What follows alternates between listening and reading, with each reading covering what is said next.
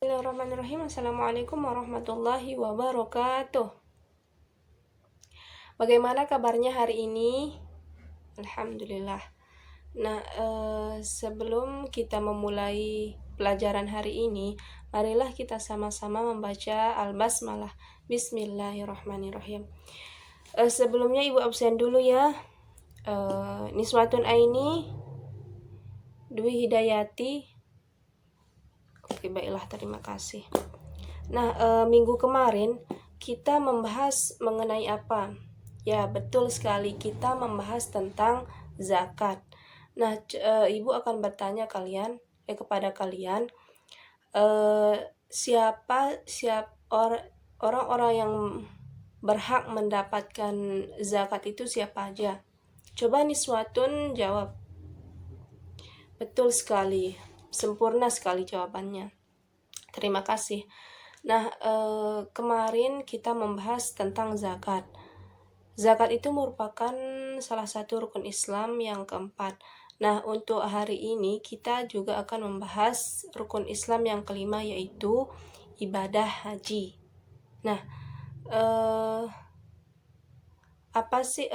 Ibu akan memberikan secara singkat apa sih manfaat kita mempelajari materi haji ini. Secara sederhananya itu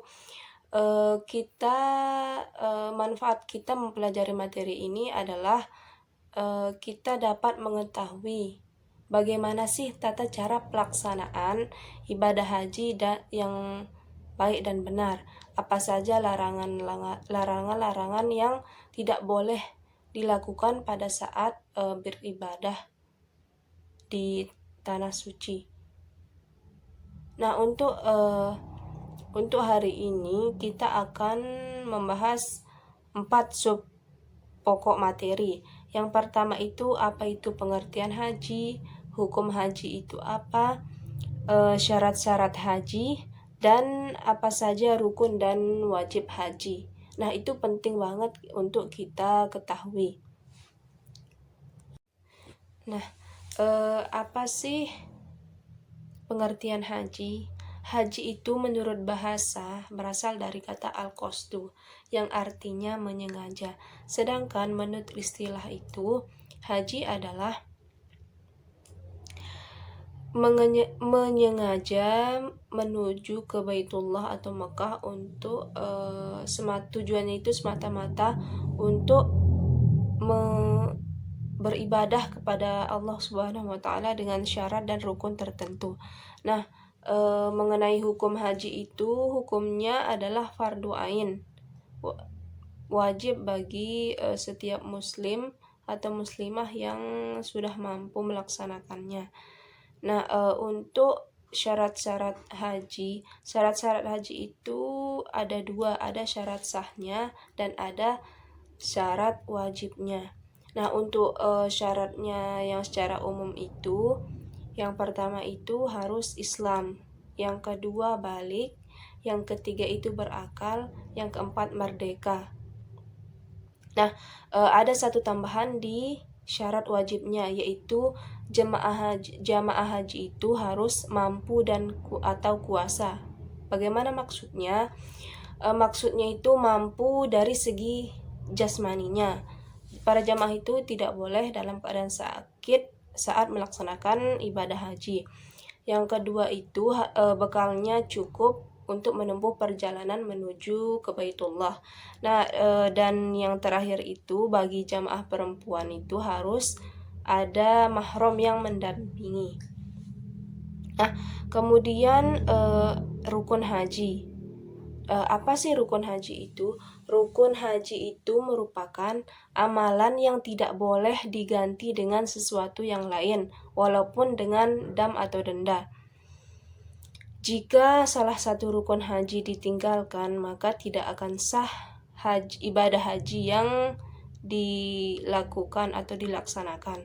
Nah, mana sih yang termasuk rukun haji? Yang pertama itu, rukun haji itu ada 6. Yang pertama itu ada ihram. Yang kedua itu wukuf di padang Arafah. Yang ketiga itu tawaf. Yang keempat itu sa'i. Yang kelima itu tahallul, dan yang terakhir itu tertib. Jadi harus tertib melaksanakan rukun-rukun haji tersebut. Ihram itu apa? Ihram itu memakai kain putih. Ya. Terus yang ukuf itu hadir di padang Arafah pada tanggal 9 Zulhijjah dari waktu zuhur sampai terbit fajar di tanggal 10 Zulhijjah. Tawaf itu mengelilingi Ka'bah. Sa'i itu berlari kecil dari Bukit Safa sampai Marwah, dan tahallul itu menggunting atau mencukur rambut. Dan yang ke tertib itu harus dilakukan secara berurutan. Nah, untuk yang terakhir itu Ibu akan jelaskan wajib haji. Wajib haji yang pertama itu berihram sesuai dengan mikatnya atau waktunya. Yang kedua itu bermalam di Musdalifah. Yang ketiga bermalam di Mina. Yang keempat melontar jumrah Aqobah. Yang kelima melontar jumrah Ula Wusta Aqobah. Yang keenam itu menjauhkan diri dari larangan ihram.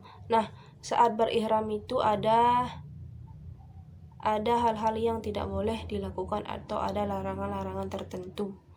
Kemudian yang terakhir itu tawaf wada. Nah, itulah materi dari Ibu. Nah, sekarang